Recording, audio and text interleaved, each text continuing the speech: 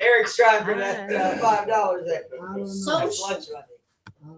Yeah, that's You one. can't help now. You can't help. What? Only You one named person. them. You got to hurry up so James can get the class done. Right hand. Yeah, she said a social. Okay, who is the 8 dimension? Who wrote the 8 dimensions of will? Samson. All right. All right. Finally. You deserve to know. You deserve that, yes. Thank you. Is door closed, Jen? Sure. It doesn't matter. I'm open to either. Or closed to either. Door jokes. I got door jokes. If we can make sure our phones are on silent, that would be awesome sauce. And I would appreciate it immensely. So we get to talk about that one dimension of wellness. But I feel like the spiritual dimension of wellness feeds all the other ones. I really do. And I don't think it's more important or less important than I think they're all equally important for sure. But I also feel that the spiritual dimension of wellness is really the only part of the wheel that feeds into all of them. Because if I don't see the bigger picture, right? If I don't see the bigger reason for it all, the love behind it all, the purpose of it all, then what's the point of any of it? And to me, spirituality is that it's that connection with something bigger. It's the purpose. It's the love behind it all, by whatever name we choose to call it, you know? So, good morning. Mama Jane is joining from Indiana. What's the weather like, Mom? I'm very curious. I'm happy that y'all are here today. It feels really interesting, these tables. I'm still getting accustomed to the placement, but it's really nice because I can also see everyone's faces.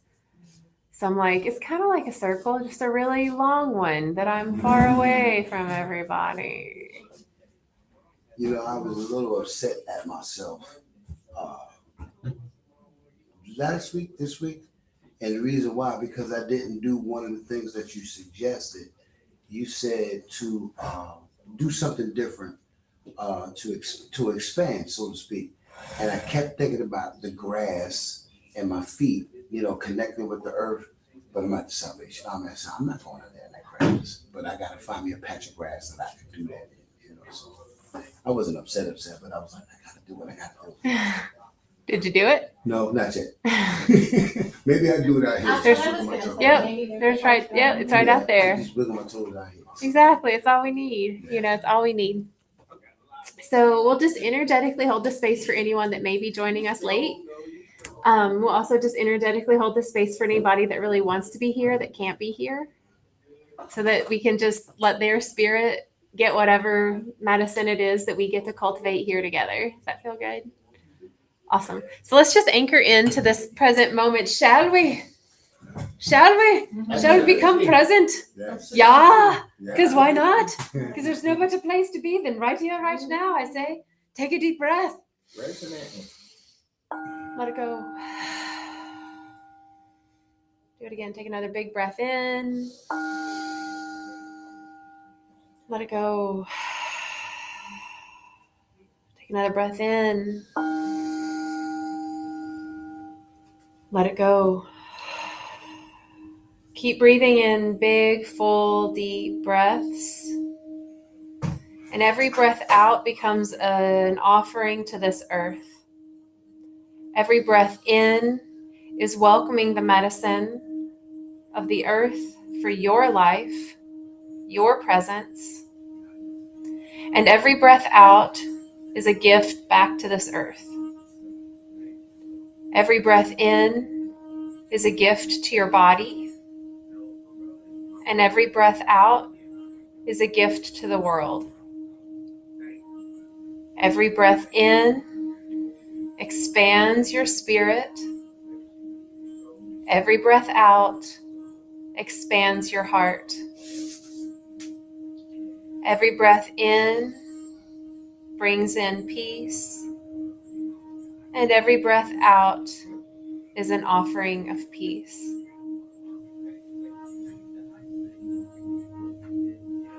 Feeling gratitude for this present moment, this community, our friendships, our health, our wellness, our body, our gifts, our potential. and gratitude for all of the love that we are, that we create, and that we see around us. Big full breath in, and let it go.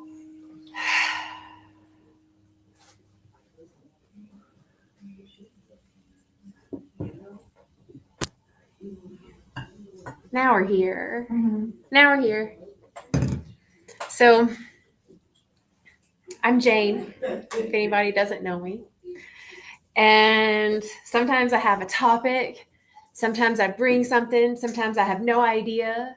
So I have this kind of idea in my head today that I wanted to bring forth and see if we can keep it on the spiritual, lighthearted side of things and see how we can increase maybe a feeling of gratitude and celebration around it. Okay? Which means that we may not be talking about easy stuff, right?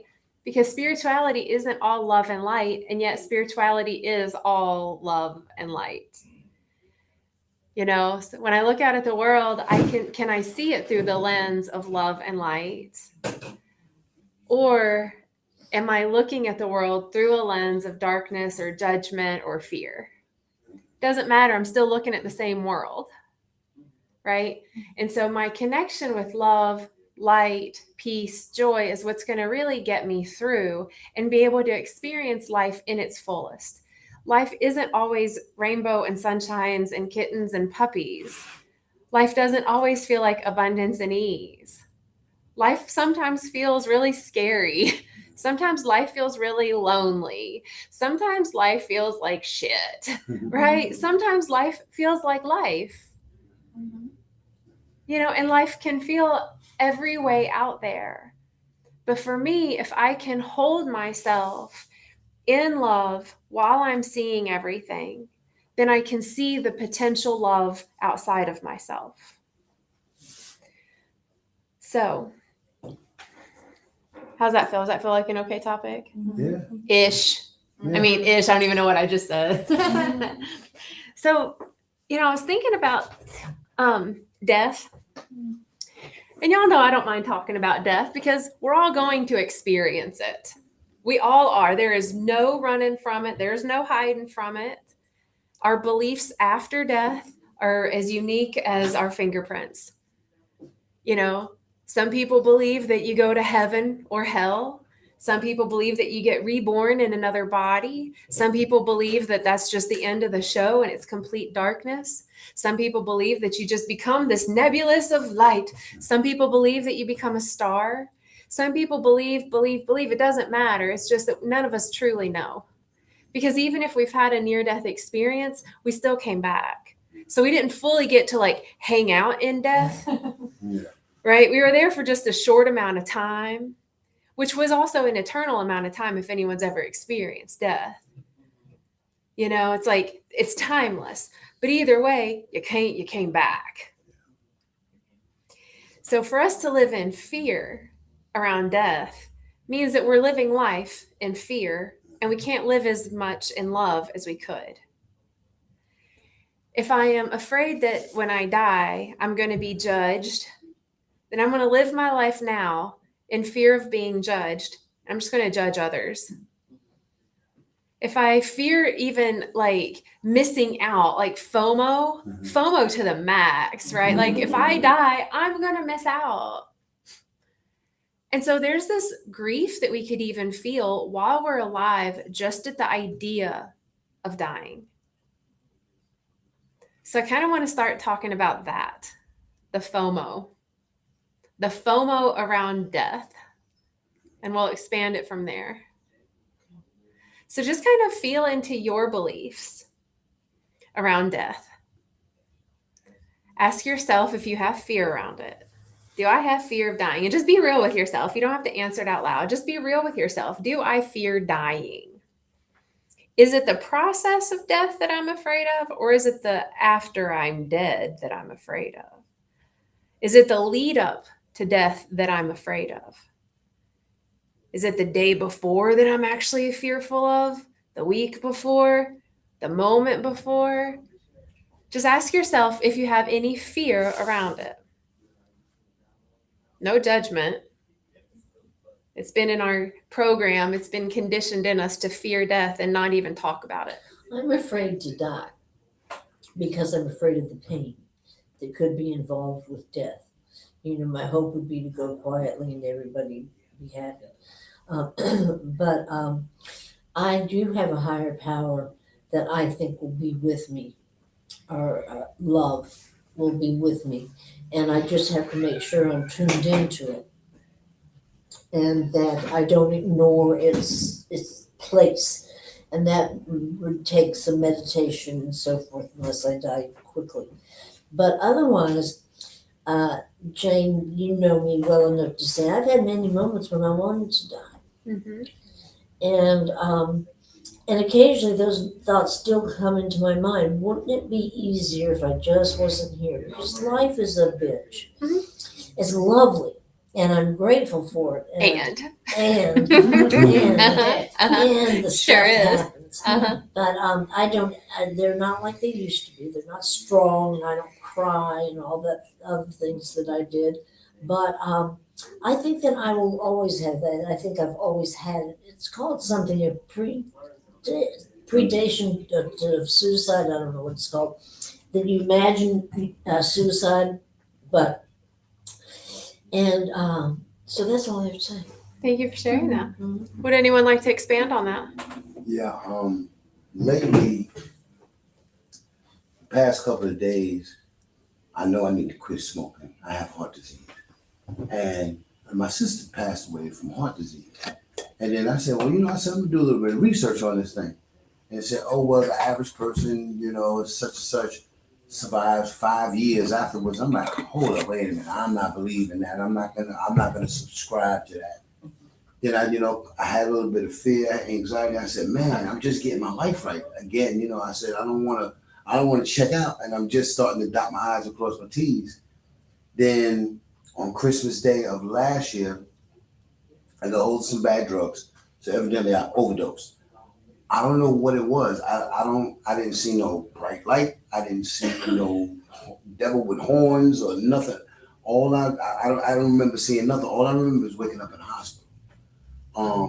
So I had a little bit of fear around that, but then I was actually mad at myself because I said, I put myself in that position, but then it's like, it's giving me pause to think now, like, okay, I have to start taking better care of myself. I have to make better conscious decisions.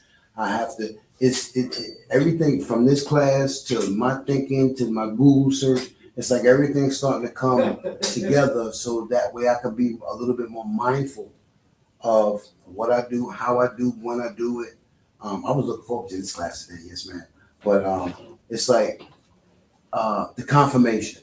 I'm starting to get confirmation in certain areas, so evidently I'm heading in the right direction, getting the proper information. I still ain't eating right, but I'm getting better at living a better existence, if I could say that. Yeah, totally. Thanks for sharing that. Mhm. Yeah. Yes, I don't think I fear death. I don't fear it. I fear leaving my loved ones and leaving my daughter. Like what she do, I wouldn't be there to protect her or take care of her. And, I think I've had too many out of body experiences, not to be in fear of death, because I believe in the spirit realm and God and heaven. But I don't fear it. But like years ago, I've had suicidal ideations and didn't want to survive, and it's a terrible feeling to want to die. Mm-hmm. Like very terrible, because a lot of people, they say that, oh, you're selfish. And they don't know what to say to you. Thank you. They don't know what to say to you, but just keep on living and go to therapy. Mhm. But you know, now I don't fear it. But it's just the fear of losing my daughter, being away from her. Yeah. Thank you for sharing that. Yeah, the FOMO. Yeah. You know, it's interesting how that works. Mm-hmm. And thank you for speaking to that. I'm going to tie all of this together. Is there anything else anyone would like to speak to on that?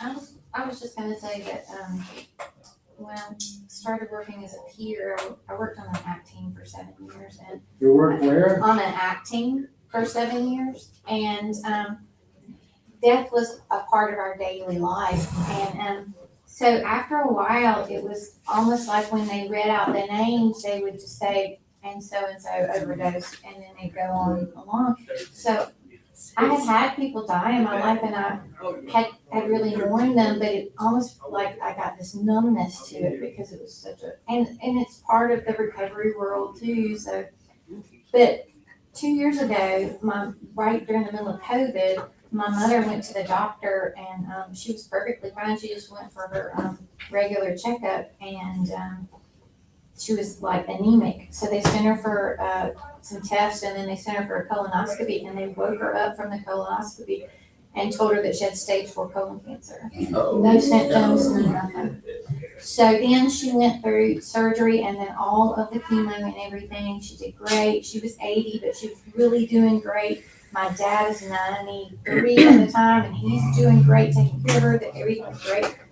We go for like the last follow-up, and they tell us that she's dehydrated, so they want to send her to the emergency room for some fluids.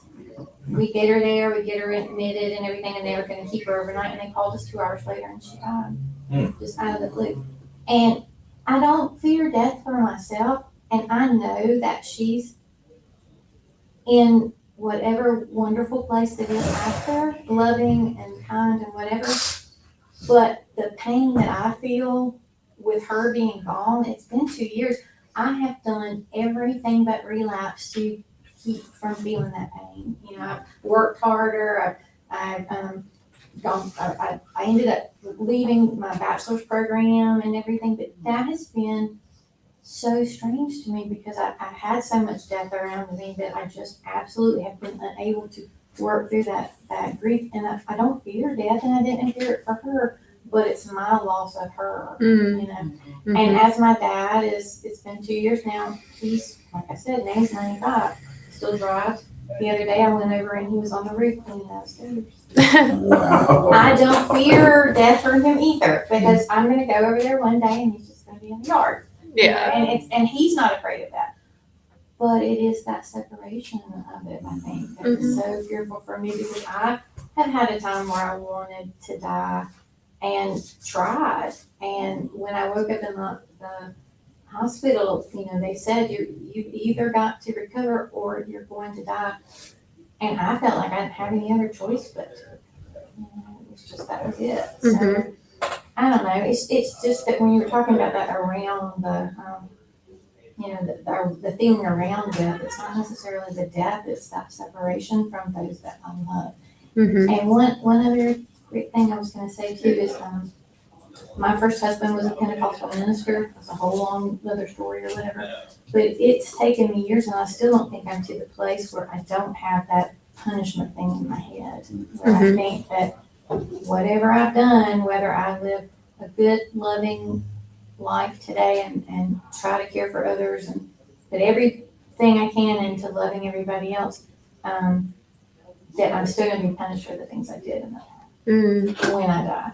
So I have to work on that on a daily basis to love myself enough to know that my higher power is loving and kind, and he only wants good for me. Yeah. I work on that. It's something somebody told me very early on in recovery, and it took me a very long time to believe it. Yeah. Thank you for sharing that. Yeah.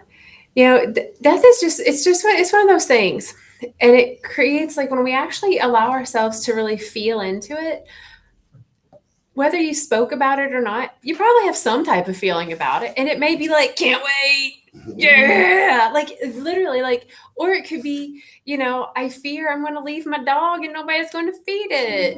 You know what I mean? I fear that I won't be able to control all the things that I've been controlling this whole time, right? Like, so we all have some type of thoughts and feelings around death, right? And the weird thing about that is that we don't sit in groups and talk about it. Because what happens is somebody will start talking about it and then they start to emote because it's an emotional topic. And then so somebody wants to console them during their emotion. So it takes them out of their process and it takes me out of my process of being a witness to their process. And then it just messes the whole conversation up. You know, so for the fact that we can even sit here and talk about death is like a huge like win for humanity because I feel it's a really important topic. You know, so just even be able to say the things like, yeah, like I fear it's going to hurt, you know, I fear I won't be able to like hang out with my daughter anymore. You know, I fear that, you know, what if when I die, I fear the separation and pain that I felt when other people died. I don't want to cause that. I don't want to be the cause of someone else's pain because my piecing out, you know, and I damn sure don't want to transition and people be like, it's about damn time, you know, like finally she's dead. You know what I mean? So we all have different perspectives around it and different feelings around it. And I was thinking the other day, because suicidal ideations have definitely been a very active part of my mental health at least since I was 9. It's been a loud voice for most of my life. And so I've talked to people with other nonprofits. I'm like, can we have a suicide support group? And they're like, well, we can't be liable for that. I'm like, nah, dog, nah. Here's the thing. If I just went into a group and said, yeah, I was thinking about killing myself today, and not have anybody freak out, put me in a hospital, medicate my ass, but just be able to be like, yeah, I feel you. I love you. Thanks for sharing that. Then I know that when I leave there, that the last person that heard me speak my mind loved me. Then I probably ain't going to do it. Right. Funny how that works. But yet what we do is we get too afraid to even talk about death or ideas of death because what if someone freaks out? Oh God, what if Jane's actually going to do it? Let's strap her down and medicate her. That's my biggest fear. Literally, that is my biggest fear. So then here I am, a human that possibly could not get the actual support she needs to reconnect with Great Spirit so that when the time comes, whether it's by my own hand or it's someone else's or just life itself, that I'll feel okay about that shit. You know what I mean? So nobody wants to have a suicide support group. I'm like, and I get it because it sounds like suicide support. Like, oh, you want to do it? Here's some tools. You know, like I don't want that. Right. And so anyway, that was just like a tangent. But anyway, so the other day I was going for a walk and I was like, man, I'm kind of done. Yeah. I'm done. I'm not going to do anything about it. But damn it, because I'm not going to do anything about it. Shit, what do I do now? Right? And I thought, well, okay, let me just take it to the next step. Jane dies today. Well, then I want to come back and do it again. I want to have another opportunity. Do I want to be a kid again? Not particularly. I'd like to have the freedom of a kid, you know, the lightheartedness, and I'd like to have the agility and physicality of a child that I was, you know. So I was like, well, I don't really want to be a kid again. Would I want to be my teenage self when I was like so cute and like super starting to get like addictions and like really unhealthy? No, I don't want to do that again.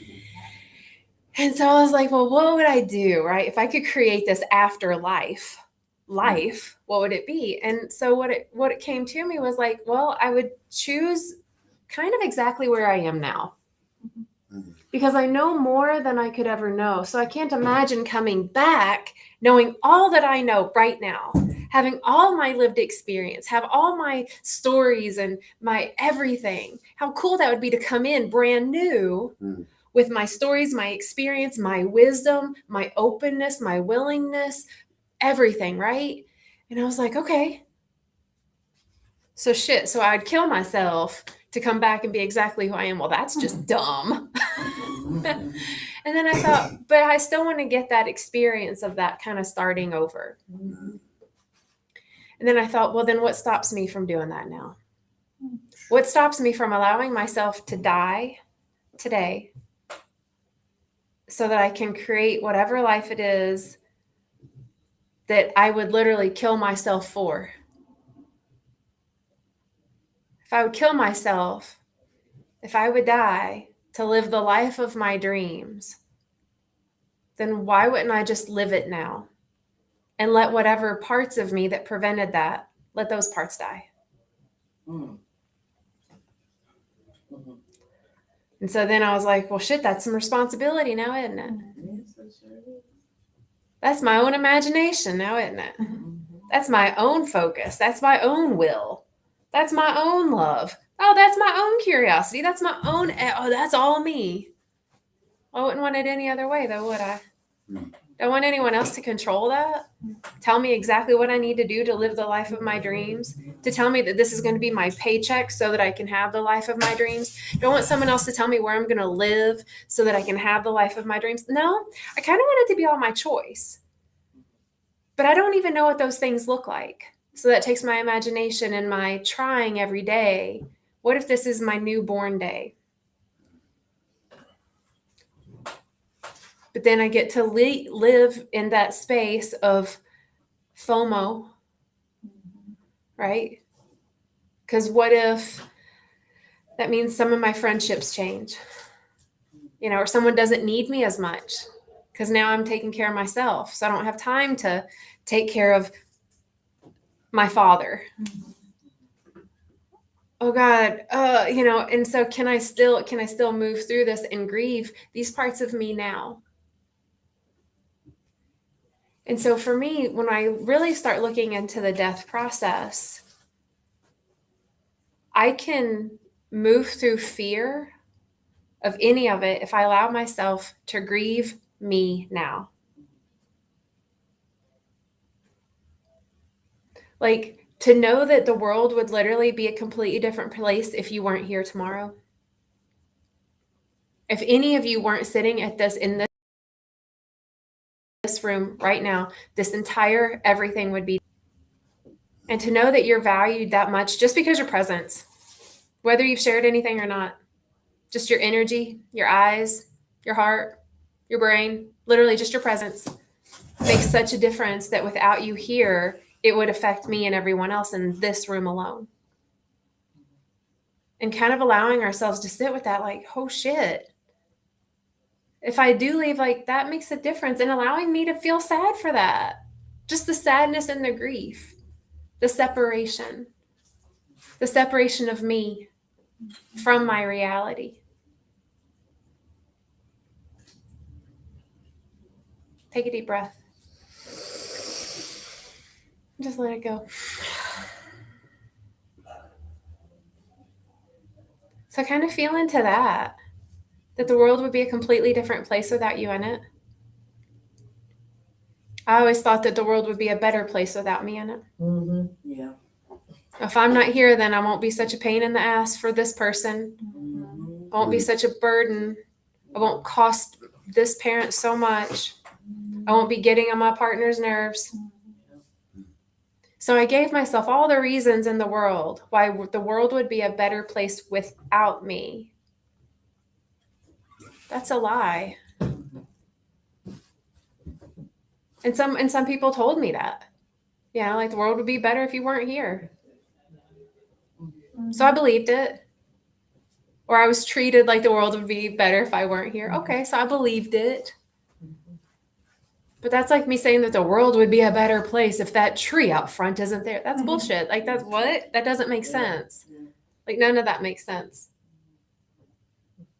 So to really have a deep inner standing that the world is actually a better place because we are here, we are in it, because we all love.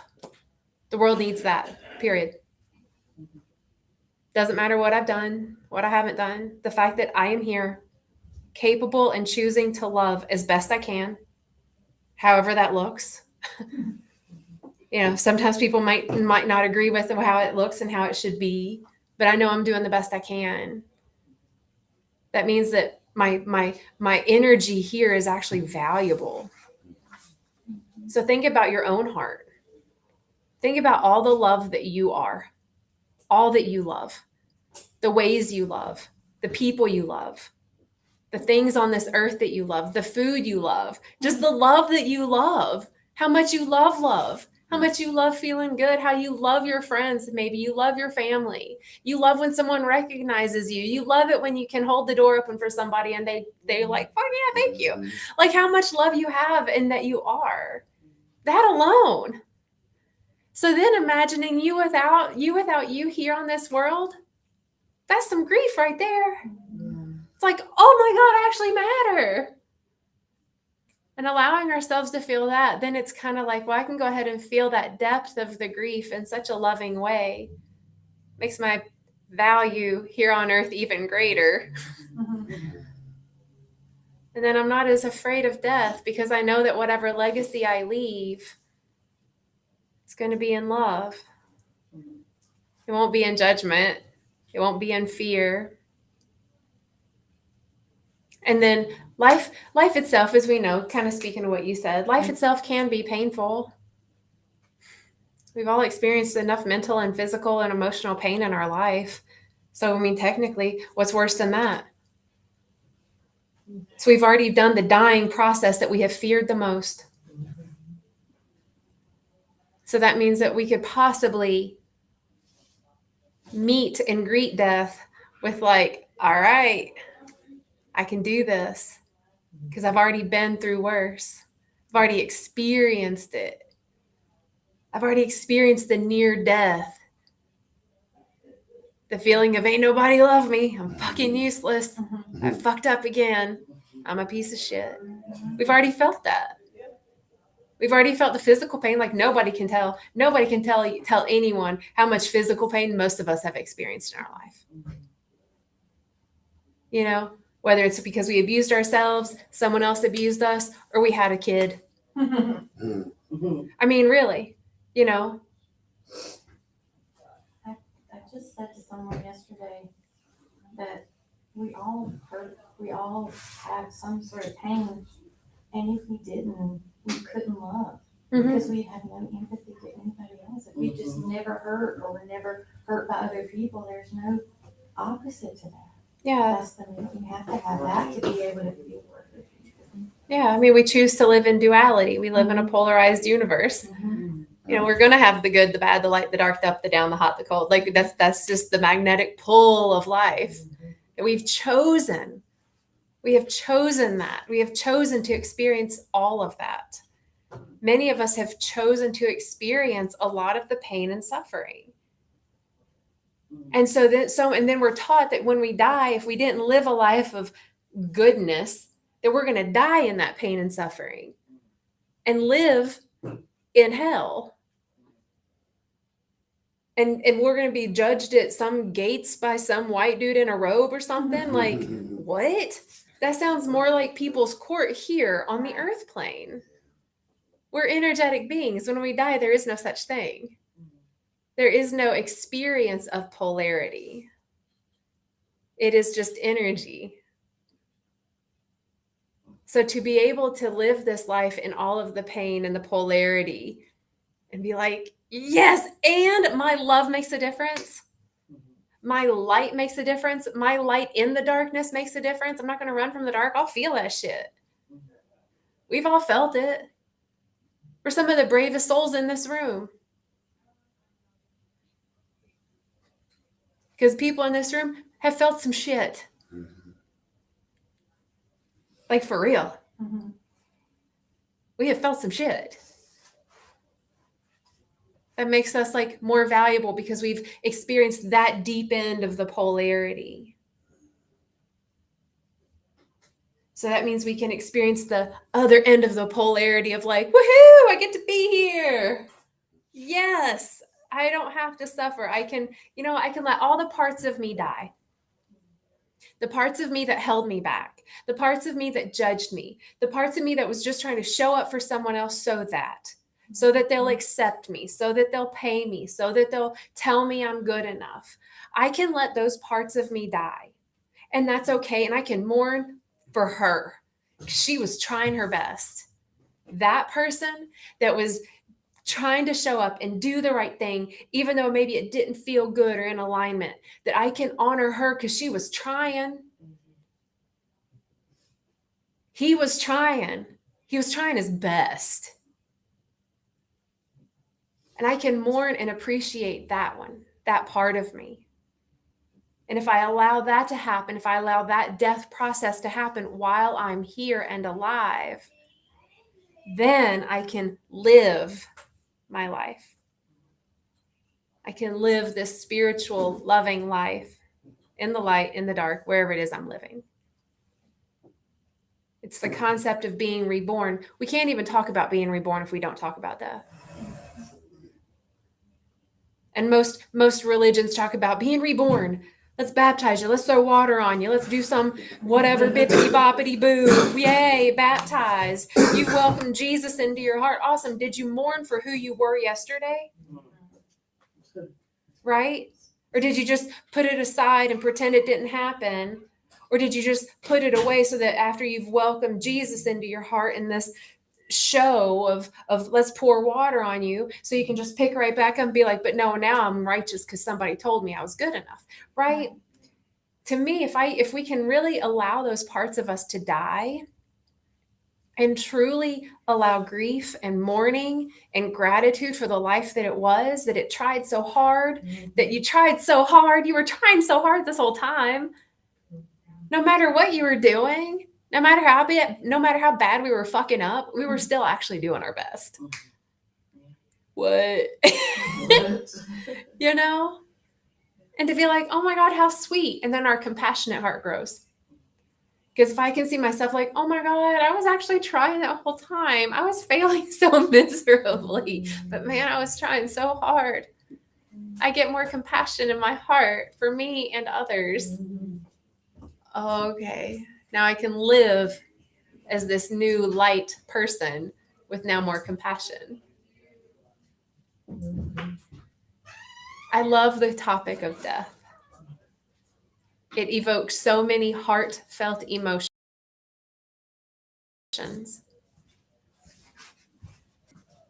Take another deep breath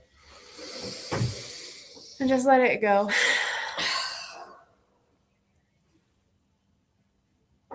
And just feel into your body. You've been feeling your heart for the past 30 minutes, pretty big. So just feel into your body. Just feel your present body. Notice how your mind hasn't been going too far off the rails. Because when we talk about topics that are so near and dear to our hearts, our minds usually shut up a little bit. Because when we allow ourselves to truly dive here into the space, the thoughts are usually around that spot.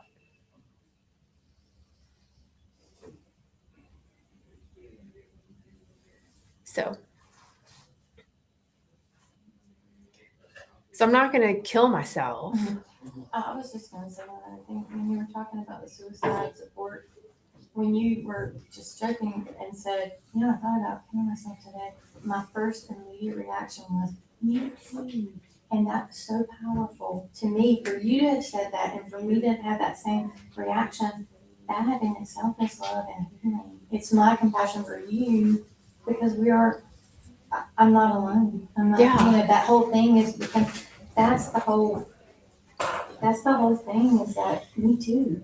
That's the most powerful thing I've ever heard anybody ever say to me was me too. Because I thought I was so alone with my racing thoughts and my suicidal ideations and my addictions and all that. To learn that I wasn't alone in that and I wasn't weird or I am weird, but I was like, well, I hate to break it to you. You know what I mean? I wasn't alone. That's how I was able to start some of that healing. I'm not there yet, all the way there yet, but that was the beginning of that. Yeah. To know that. Yeah. I mean, we're not alone. Right. In anything and everything.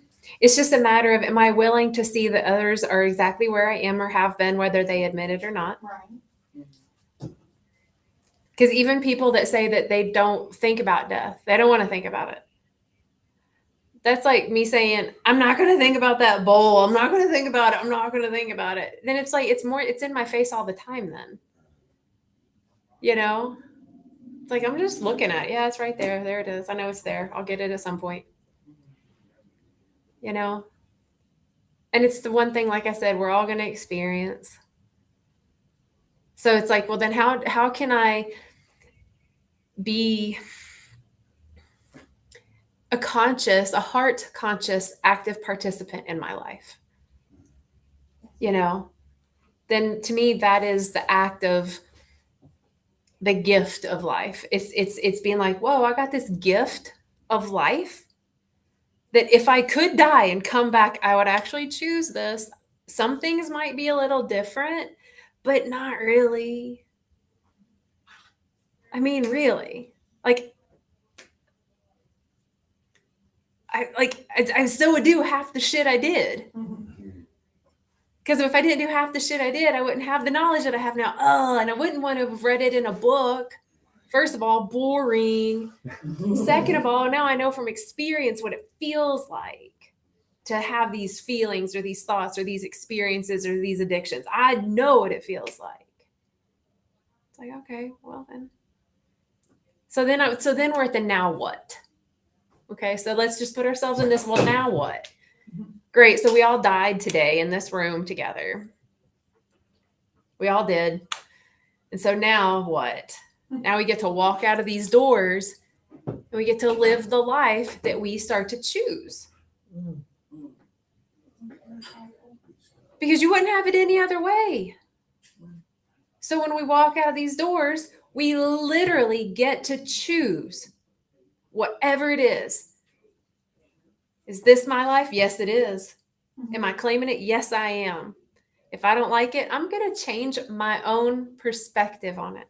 If I walk into that room over there and there's some turd burglar acting a fool and they're being mean or whatever, do I have to change it? No, I can just be like, yo, that's the life they're choosing. They're choosing to be a grumble butt. Like, oh yeah, I love you for choosing that because I chose that for so long.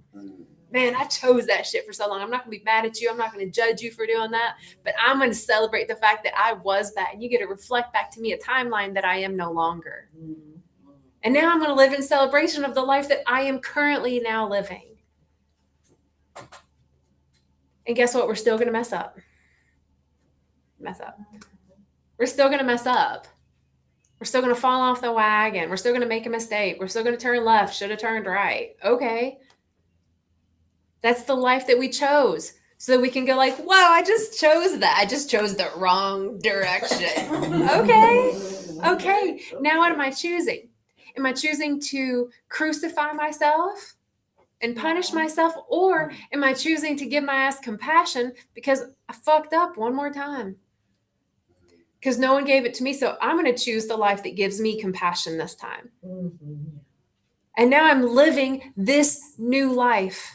Because I'm no longer going to feed the girl that died, right? The girl that I'm leaving behind, the one that's a people pleaser, or that's an addict, or that's self-harming, or that's hurting others. She's dead.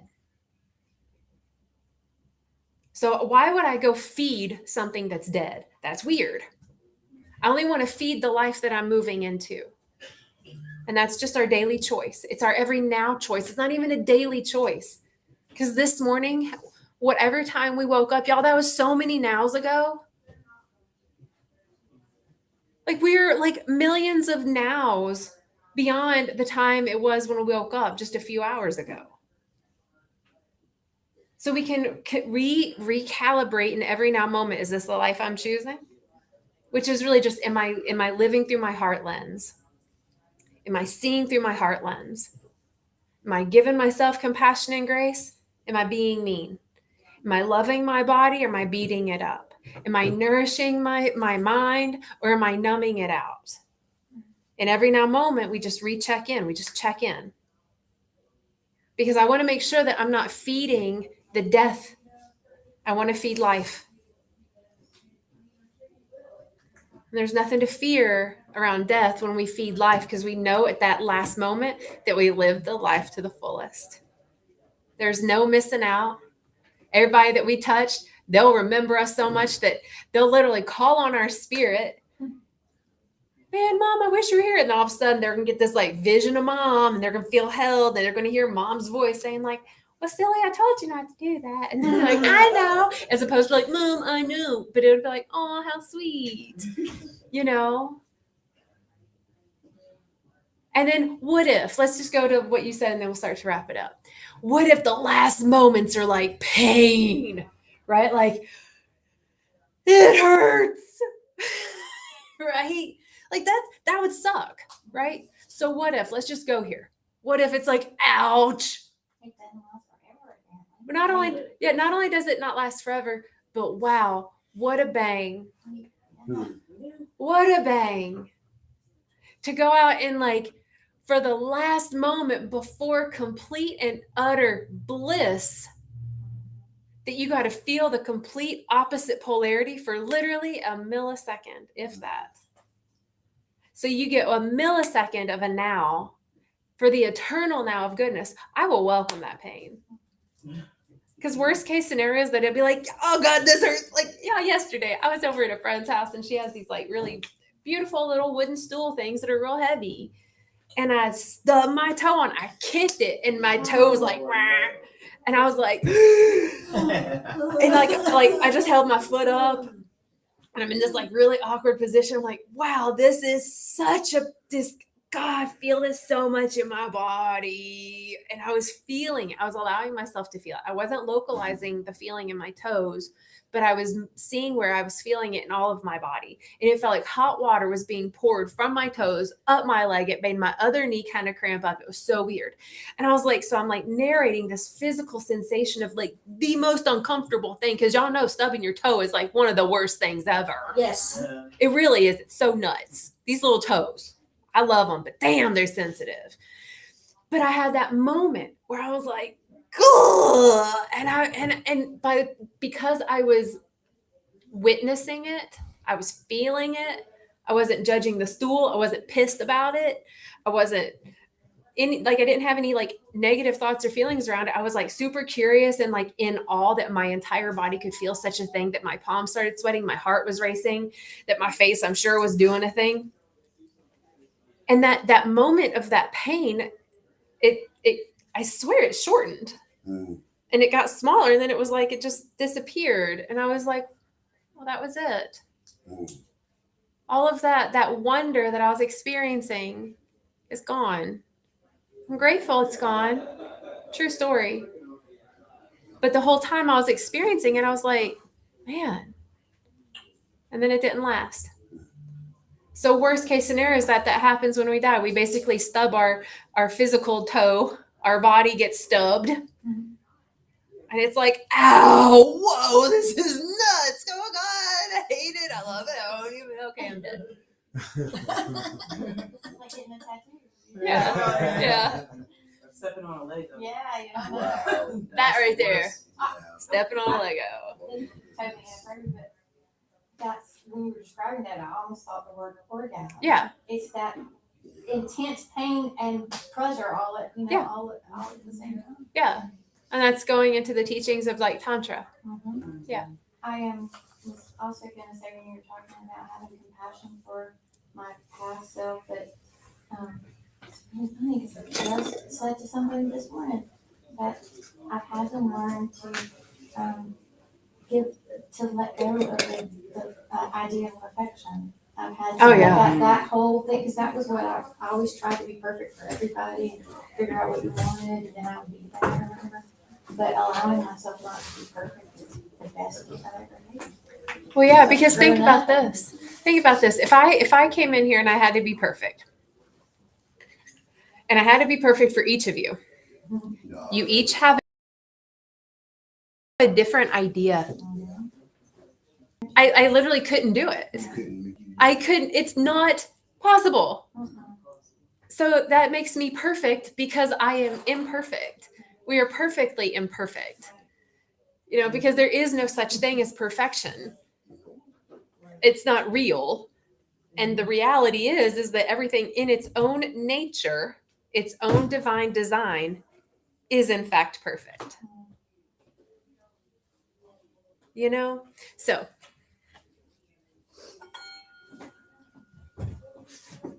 I'm grateful that we got to hang out and talk about this today. Mhm. I love y'all a lot. Love you. True story. True story. All right, take a deep breath. Just let it go. Do another really big full breath in and release it. Fill up Buttercup one more time. Surrender it out. Let your breath continue to flow in and out. Every breath in is, in fact, the gift of life. Every breath out is trust and faith. Every breath in is the gift of life. And every breath out is trust and faith. Every breath in is the gift of life. And every breath out is trust and faith. Start to imagine your life full, abundant, vital, experiencing all of the joy and liberation. Commit to that life. Devote to that life. Devote your life to your life in love, in joy, in peace, in all dimensions. Take another big full breath in. Let it go. Thank you. Thanks, Jane. Yeah. Thanks, y'all. Dun, dun, dun, dun, dun. Part two. Let's Right? do part two. And I'm grateful that everybody online joined. Awesome. Thank you all for being here. See y'all next week. Thank you, Miss